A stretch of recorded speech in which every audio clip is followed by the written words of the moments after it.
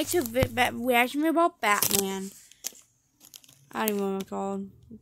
We'll go watch it. Kids with their comic books making movies have zero respect for the science of style. No matter how realistic they want their movies to be, they don't consider the realistic consequences of the actions of their antics. And now I have proof. Proof that Batman should be dead. And the reasoning is explosive.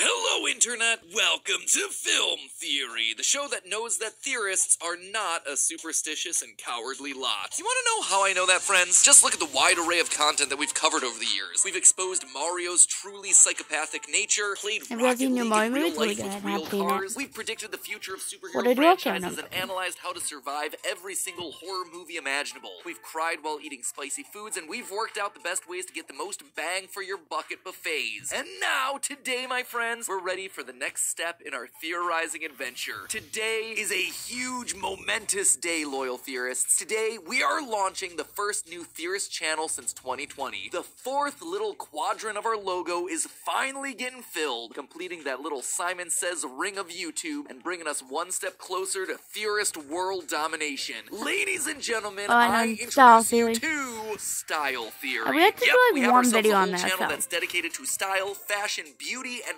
hygiene right now, with 5 brand new theories over there for you to go and watch right now after you finish this one. Now, I know what you're thinking. Style? How are you going to theorize about style? Exactly the same way that we theorize about film, games, and food. Because everything and anything that you're passionate about are things that you can theorize about. The same research, science, history, and lore analysis that we use to discuss and decode analog horror, superheroes, and anime 100% apply to the very real world of clothes, makeup, hair, and hygiene. Did you know that your old makeup might be killing you? Have you ever I don't want to get copyrighted, so I'm not gonna sing it. Whether they do anything good for the students. You know Hulk's purple pants? What do you think those might be made out of? And speaking of fictional clothing, have you ever wondered just how effective skimpy armor from fantasy movies and video games would actually be? And lastly, since we're talking about movies, what about Cinderella's glass slipper? Can you make clothing out of glass? Or like on the new Netflix show Wednesday, she says she's allergic to color. Can you actually be allergic to color? Oh yeah, he reacted to a video about that. I watched it. It's really good.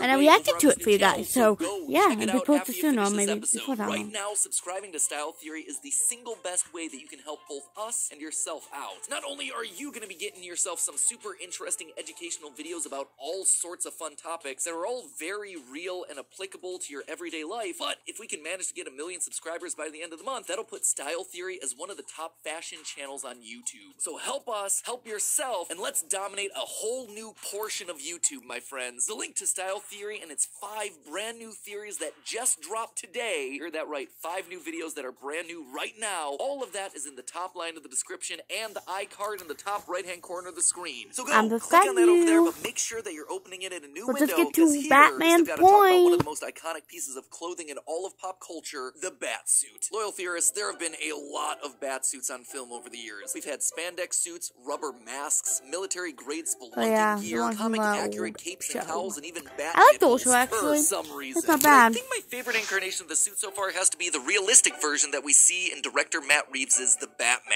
See, this suit looks like the stuff that this Bruce Wayne could have realistically found and cobbled together himself, and it really followed the vibe that was set by the rest of this version of the Caped Crusader. The Batman follows the tried and tested formula of Bat films that we've seen over the years. Bruce Wayne's parents are killed in front of him, turning him into an edgelord cosplayer who takes out his frustrations on the superstitious, cowardly lot that is the criminal underworld of Gotham City.